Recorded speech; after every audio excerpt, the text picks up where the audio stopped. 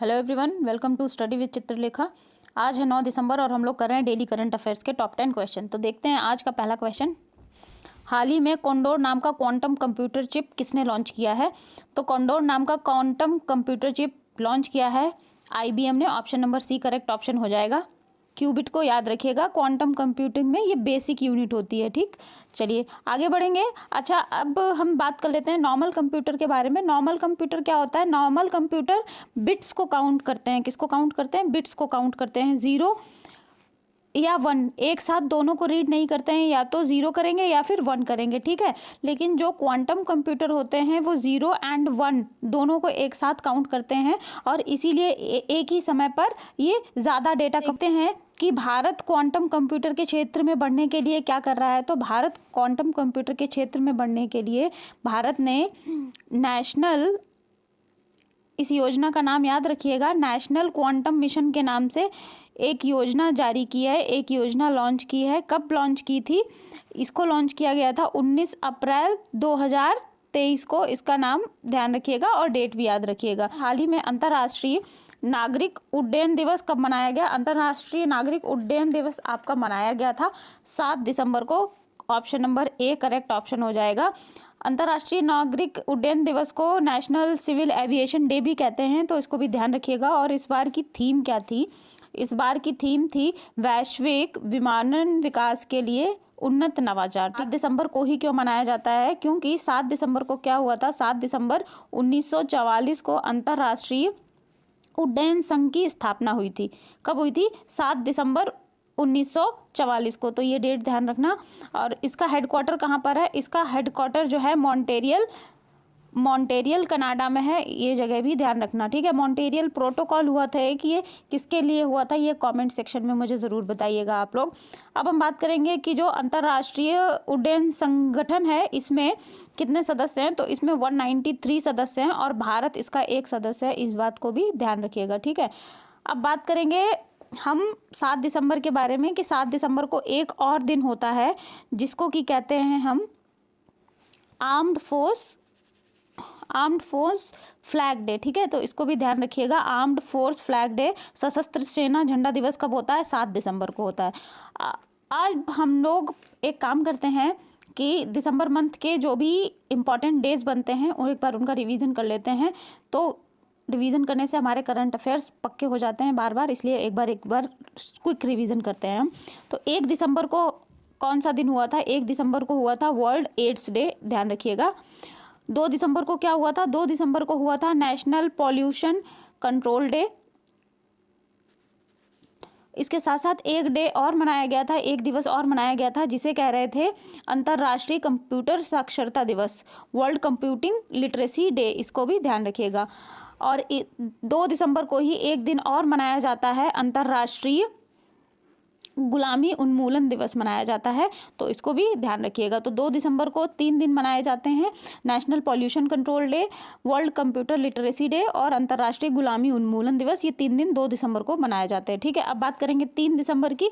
तो 3 दिसंबर को international day of disabled person, अंतर्राष्ट्रीय दिव्यांगजन दिवस मनाया गया था। और 4 दिसंबर को क्या मनाया गया था? 4 दिसंबर को मनाया गया था इंडियन नेवी डे मनाया गया था, ध्यान रखना। 5 दिसंबर को अभी हमने मनाया था वर्ल्ड सॉइल डे।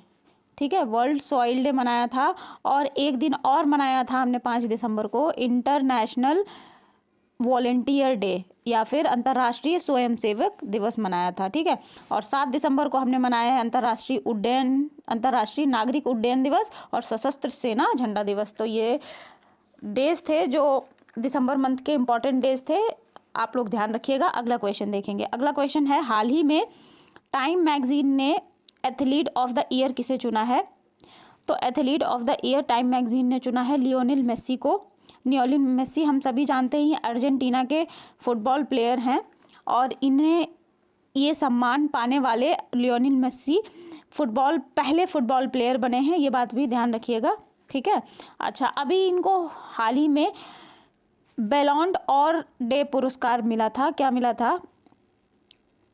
बैलोन ड'ओर पुरस्कार मिला था, तो इसको भी ध्यान रखिएगा। और फीफा मेंस वर्ल्ड कप जो 2022 में कतर में जिसका आयोजन हुआ था, इसका मैस्कॉट क्या था? लाइव था, लाइव। ध्यान रखिएगा। आयोजन कहाँ पर हुआ था? कतर में हुआ था। और विजेता कौन था? विजेता था अर्जेंटीना। अर्जेंटीना ने हराया किसको था? फ्रांस को हराया था। ये बात भी ध्यान रखिएगा। तो फिर हम इस बात को इस तरह से भी कह सकते हैं कि अर्जेंटीना विजेता रहा और उपविजेता कौन रहा? फ्रांस रहा। और मेसी को गोल्डन बॉल अवार्ड भी मिला था, ये भी ध्यान रखना। क्या मिला था? गोल्डन बॉल अवार्ड, ठीक है, ये भी ध्यान रखना। और इनको एक पुरस्कार और मिला था, इन्हें लियोनेल मेसी को स्पोर्ट्समैन ऑफ द ईयर 2023 भी ये जीत चुके हैं, इसको भी ध्यान रखना। अच्छा, टाइम मैगजीन की अगर हम लोग बात करें, हमने टाइम मैगजीन से रिलेटेड एक क्वेश्चन कल भी किया था। उसमें पूछा था कि किसको time women of the year के कवर पेज पे मिली है जगह, तो ये आप मुझे कमेंट सेक्शन में बताना। हमने कल के करंट अफेयर में ही किया है, ठीक है। अब टाइम मैगजीन की बात करें तो इसकी जो स्थापना हुई थी, कब हुई थी? 1922 में हुई थी।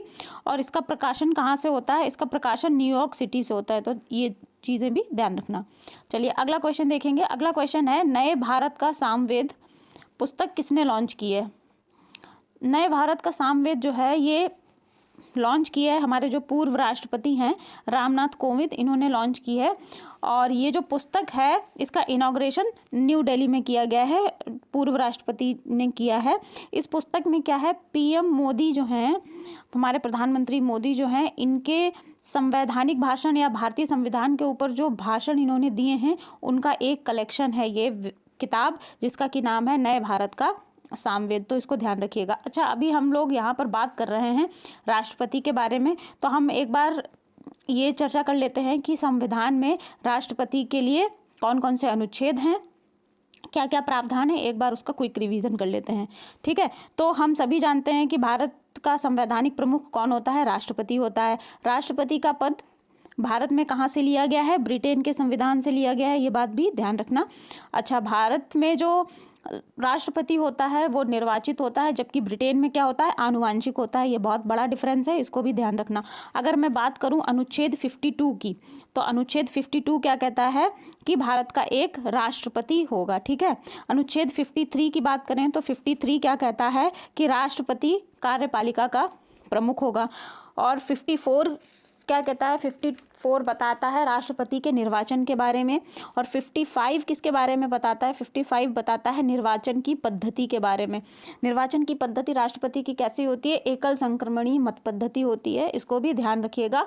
अगर आप लोगों को राष्ट्रपति की पूरी संवैधानिक प्रक्रिया पढ़नी है, उनके चुनाव के बारे में, राष्ट्रपति का पद अनुच्छेद 52 से लेकर 78 तक आपको राष्ट्रपति का डिटेल्ड वीडियो मिल जाएगा मेरी पॉलिटी की सीरीज़ में। पॉलिटी की सीरीज़ आप प्लेलिस्ट में जाकर के देख सकते हैं, वहाँ पर आप लोग देख लीजिएगा। चलिए, इसके बाद हम बात करेंगे अनुच्छेद 56 की। तो 56 में क्या है? राष्ट्रपति का कार्यकाल है, ठीक है। 57 में पुनः निर्वाचन हो जाएगा। और 58 में राष्ट्रपति के पद के लिए योग्यताएं हो जाएंगी। 59 में राष्ट्रपति के पद की शर्तें हो जाएंगी। और अनुच्छेद 60 जो कि मोस्ट इम्पॉर्टेंट है, उसमें हो जाएगा शपथ या प्रतिज्ञान, राष्ट्रपति के पद की शपथ या प्रतिज्ञान। अनुच्छेद 61 में क्या हो जाएगा? 61 में हो जाएगा राष्ट्रपति पर महाभियोग की प्रक्रिया। अच्छा, यहाँ पर एक ध्यान देने वाली बात यह है कि राष्ट्रपति के जो शपथ का प्रारूप है वो अनुच्छेद 60 में ही दिया गया है, कहीं और नहीं दिया है, तो इस बात को ध्यान रखिएगा, ये इंपॉर्टेंट बात हो जाती है। चलिए, तो ये तो हो गया राष्ट्रपति। अब हम आगे बढ़ेंगे, क्वेश्चन नंबर 5 देखते हैं। उससे पहले अगर आप लोग चैनल पर पहली बार आए हैं तो चैनल को सब्सक्राइब कर लीजिएगा, और वीडियो अगर पसंद आएगा तो इसे लाइक और शेयर जरूर करिए। प्रतिष्ठित रेलवे सेवा पुरस्कार जिसका कि नाम है अति विशिष्ट रेल सेवा, ये पुरस्कार किसने जीता है? तो ये पुरस्कार जीतने वाली जो है Prashasti Srivastava, option number D correct option हो जाएगा। ये प्रशस्ति श्रीवास्तव जो है, प्रशस्ति श्रीवास्तव IR, ध्यान दीजिएगा यहाँ पर, IRTO, जिसकी कई फुल फॉर्म हो जाएगी इंडियन रेलवे ट्रैफिक ऑफिसर हैं ये भारतीय रेलवे में। इनको ये पुरस्कार जो दिया गया है, ये वैगन से सामान लोड करने और उसे उतारने और मालगाड़ी परिचालन में समय बचाने के लिए यूज़ होने वाली एक कन्वेयर बेल्ट होती है, कन्वेयर बेल्ट, उसके आविष्कार के लिए इन्हें ये पुरस्कार दिया गया है, ठीक है। तो ये बात आप लोग ध्यान रखिएगा। तो अति विशिष्ट रेलवे सेवा पुरस्कार जिसका कि नाम है अति विशिष्ट रेल सेवा पुरस्कार किसने जीता है? प्रशस्ति श्रीवास्तव ने जीता है, इनका नाम ध्यान रखिएगा। अब अगर बात करें रेल मंत्री की, तो रेल मंत्री इस समय कौन है? अश्विनी वैष्णव हैं। और प्रथम रेल मंत्री कौन थे हमारे प्रथम रेल मंत्री? ये पॉलिटी का क्वेश्चन बन जाता है, तो उनका नाम था जॉन मैथाई। तो इनका नाम भी ध्यान रखिएगा आप लोग, ठीक है। अगर हम लोग करंट अफेयर्स, अभी आप लोग अगर डेली करंट अफेयर्स देख रहे होगे तो आप लोगों को ये नाम याद होगा, जया वर्मा सिन्हा। तो जया वर्मा सिन्हा कौन है? जया वर्मा सिन्हा रेलवे बोर्ड की प्रथम महिला अध्यक्ष बनी है। इस पद को प्राप्त करने वाली है भारत की पहली महिला है। इनका नाम भी ध्यान रखिएगा। नेक्स्ट क्वेश्चन देखते हैं, किस राज्य ने सर्वोत्तम टिकाऊ वन्यजीव पर्यटन राज्य के लिए अभ्यारण्य एशिया पुरस्कार जीता है? तो ये पुरस्कार जीतने वाला जो राज्य है वो मध्य प्रदेश है। मध्य प्रदेश ने best sustainable wild life tourism state के लिए, जिसे कि हम सर्वोत्तम टिकाऊ वन्यजीव पर्यटन राज्य कह रहे हैं यहाँ पर, सेंचुरी एशिया अवार्ड अर्थात अभ्यारण्य एशिया पुरस्कार जीता है। किसने? मध्य प्रदेश ने जीता है। मध्य प्रदेश को ये पुरस्कार भारत में प्रकृति पर्यटन उद्योग और जिम्मेदार पर्यटन के लिए दिया गया है, जिम्मेदार पर्यटन राज्य में बनाने के लिए दिया गया है। अच्छा, अगर अभी हम बात करें मध्य प्रदेश में टाइगरों की जो एक काउंटिंग की लिस्ट आई थी भारत में बाघों की, तो मध्य प्रदेश में कितने टाइगर हो जाएंगे? मध्य प्रदेश में 785 इस समय टाइगर्स की संख्या है, बाघों की संख्या है, ठीक है। तो इसको ध्यान रखिएगा। और अगर बात करें कि मध्य प्रदेश में कितने नेशनल पार्क हैं, तो मध्य प्रदेश में 12 नेशनल पार्क हैं, ठीक है, और 24 वाइल्ड लाइफ सेंचुरी हो जाएंगी आपकी, और 3 बायोस्फीयर रिजर्व हो जाएंगे। इनका संख्या भी ध्यान रखिएगा। अच्छा, अभी ध्यान होगा आप लोगों को कि कूनो नेशनल पार्क जो है, कूनो नेशनल पार्क बहुत ही ज़्यादा चर्चा में रहा था। क्यों रहा था? क्योंकि यहाँ पर अफ्रीका से, नामीबिया से जो चीते लाए गए थे उनको यहाँ पर बसाया गया था, इसलिए कूनो नेशनल पार्क जो कि मध्य प्रदेश में पड़ता है चर्चा में रहा था, ठीक है। पचमढ़ी कहाँ पर पड़ता है? ये भी आपका मध्य प्रदेश में ही पड़ता है, ध्यान रखिएगा। ग्वालियर के बारे में अगर हम लोग बात करें, अभी हमने कल के करंट अफेयर्स में ये पढ़ा भी था कि ग्वालियर भारत का तीसरा संगीत राज्य बन गया है। कौन सा बन गया है? तीसरा संगीत का शहर बन गया है, ठीक है, ध्यान रखिएगा इस बात को। और तो अगर ये तीसरा है तो पहले और दूसरे कौन से थे? तो पहला वाराणसी था और दूसरा कौन था? चेन्नई था, ठीक, इसको भी ध्यान रखिएगा। और अभी यूनेस्को ने भारत का एक शहर जिसे साहित्य शहर घोषित किया था, भारत का पहला साहित्य शहर कौन था? ये है कोझिकोड, ठीक है, नाम याद रखिएगा, कोझिकोड। अच्छा, और बताते हैं, ISO सर्टिफिकेशन पाने वाला भारत का पहला पुलिस स्टेशन कौन सा बना था? भोपाल बना था, तो नाम याद रखिएगा। अभी बात करें हम मध्य प्रदेश की कुछ योजनाओं के बारे में, तो लाडली बहना, CM लाडली बहना आवास योजना और लाडली लक्ष्मी, ठीक है, याद रखिएगा ये नाम, लाडली लक्ष्मी योजना, कृषि मित्र योजना, ये सब कहाँ पर चलाई गई थी? MP में ही चलाई गई थी, तो इसका ध्यान रखिएगा आप लोग। अच्छा, अभी मध्य प्रदेश के ओंकारेश्वर में आदि शंकराचार्य की प्रतिमा का अनावरण किया गया था, तो उसका क्या नाम था? उस प्रतिमा को नाम दिया गया था समानता की प्रतिमा, ठीक है, क्या नाम दिया गया था? समानता की प्रतिमा, ध्यान रखिएगा। और इसकी ऊंचाई कितनी है? 108 फीट ऊंचाई है। और ये कहाँ पर स्थापित की गई है? ये ओंकारेश्वर MP में स्थापित की गई है। ये बातें आप सारी ध्यान रखिएगा। चलिए अब अगले क्वेश्चन की तरफ बढ़ेंगे। हाल ही में किस इंडियन यूनिवर्सिटी को COP28 में ग्रीन यूनिवर्सिटी का अवार्ड मिला है? तो ग्रीन यूनिवर्सिटी का अवार्ड जो कि COP28 ने दिया है IIT मंडी को। Option number A correct option हो जाएगा। COP28 का सम्मेलन अभी कहाँ पर आयोजित हुआ था? ये UAE में आयोजित हुआ था, ध्यान रखिएगा, UAE में। अच्छा, अभी बात करते हैं कि COP27 कहाँ पर हुआ था। COP27 वर्ष 2022 में कहाँ पर हुआ था? मिस्र के शर्म अल शेख में हुआ था, तो इसका नाम भी याद रखिएगा। और ये जो ग्रीन यूनिवर्सिटीज़ का अवार्ड होता है, जो ग्रीन हाउस गैसेस को कम करने का, उनका उत्सर्जन कम करने का प्रयास करती हैं और उनके लिए आगे रिसर्च एंड डेवलपमेंट में प्रयास करती हैं, ठीक है, इसको ध्यान रखिएगा। आगे बढ़ेंगे, नेक्स्ट क्वेश्चन देखते हैं। हाल ही में 35वें जिम्मी जॉर्ज फाउंडेशन अवार्ड से किसे सम्मानित किया गया है? तो 35वें जिम्मी जॉर्ज फाउंडेशन अवार्ड से सम्मानित जिनको किया गया है उनका नाम है मुरली श्रीशंकर। मुरली श्रीशंकर को जिमी जॉर्ज फाउंडेशन अवार्ड से सम्मानित किया गया है। अब देखते हैं कि जिमी जॉर्ज फाउंडेशन अवार्ड क्या है। जिमी जॉर्ज जिनका नाम है, ये भारत के पहले वॉलीबॉल प्लेयर हैं जिन्हें कि अर्जुन अवार्ड मिला था, ठीक है, क्या मिला था? अर्जुन अवार्ड मिला था। इनका नाम ध्यान रखिएगा। और ये केरल की गवर्नमेंट की तरफ से दिया जाता है, कौन सा, जिमी जॉर्ज फाउंडेशन अवार्ड। इसमें 1 लाख रुपए की धनराशि दी जाती है और केरल की टेरिटरी में ये बहुत ही ज़्यादा प्रतिष्ठित सम्मान है, ठीक है। अब अगर हम इनकी बात करें, मुरली श्रीशंकर जिन्हें ये पुरस्कार मिला है, अभी इन्होंने कॉमनवेल्थ गेम जो हुए थे 2023 के और एशियन गेम्स में इन्होंने क्या जीता था, सिल्वर मेडल जीते थे, ठीक है, सिल्वर मेडल जीते थे, ध्यान रखिएगा। अब और मुरली श्रीशंकर कौन से खेल से संबंधित हैं इसके बारे में भी जान लीजिए। तो ये हाई जंप के प्लेयर हैं, ठीक है, हाई जंप नहीं, ये मुरली श्रीशंकर लॉन्ग जंप के प्लेयर हैं, ठीक है, लॉन्ग जंप के प्लेयर हैं। इनका नाम और इनका खेल भी आप लोग ध्यान रखिएगा। अच्छा, शीतल देवी के बारे में बताओ। शीतल देवी का तो नाम हम पहले डिस्कस कर चुके हैं। शीतल देवी कौन है? शीतल देवी पैरा एथलीट हैं, पैरा शूटर हैं, जिनको कि सर्वश्रेष्ठ युवा एथलीट का पुरस्कार मिला था, अभी ध्यान रखिएगा। ये कतर में जो आयोजन हुआ था, कतर में मिला था इनको, ठीक है, तो इनका नाम भी याद रखना। नेक्स्ट क्वेश्चन देखते हैं, मैक्स लाइफ इंश्योरेंस के चेयरमैन कौन बने हैं? तो मैक्स लाइफ इंश्योरेंस के चेयरमैन जो बने हैं उनका नाम है Rajiv Anand. Option number C correct option हो जाएगा। और ये किसका स्थान लेने वाले हैं?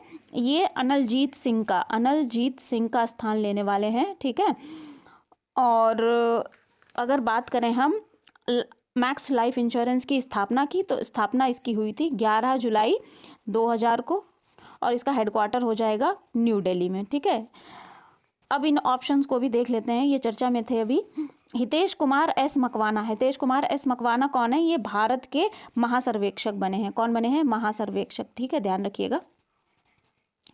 और हीरालाल सामरिया कौन है? ये मुख्य सूचना आयुक्त बने थे, हीरालाल सामरिया। और अमोल मजूमदार कौन है? अमोल मजूमदार जो हैं भारतीय महिला क्रिकेट टीम के कौन बने थे? कोच बने थे, ठीक है, तो इनका नाम भी याद रखना। अगला क्वेश्चन देखते हैं, हाल ही में किस देश ने चीन के बेल्ट एंड रोड पहल से बाहर निकलने की घोषणा की है? तो चीन के बेल्ट एंड रोड इनिशिएटिव से बाहर निकलने की घोषणा की है अभी फिलहाल इटली ने की है। Option number C correct option हो जाएगा। इटली ने कहा है कि अब वो इसका हिस्सा नहीं रहेगा, ठीक है। इटली ने वर्ष 2019 में इसका हिस्सा बना था इटली, अभी इसने घोषणा कर दी है कि वो इससे बाहर निकल रहा है। तो इस प्रकार से हमने 9 दिसंबर का ये daily current affair top 10 question complete किया है। आई होप ये सारे क्वेश्चंस आप लोगों को पसंद भी आए होंगे और समझ में आए होंगे अच्छे तरीके से। अगर कोई डाउट है तो कमेंट सेक्शन में ज़रूर पूछिएगा, अपनी राय मेरे साथ शेयर करिएगा। क्लास पसंद आई है तो लाइक और शेयर ज़रूर करिएगा। तब तक के लिए पढ़ते रहिए, मिलते हैं अगले वीडियो में। Thank you everyone.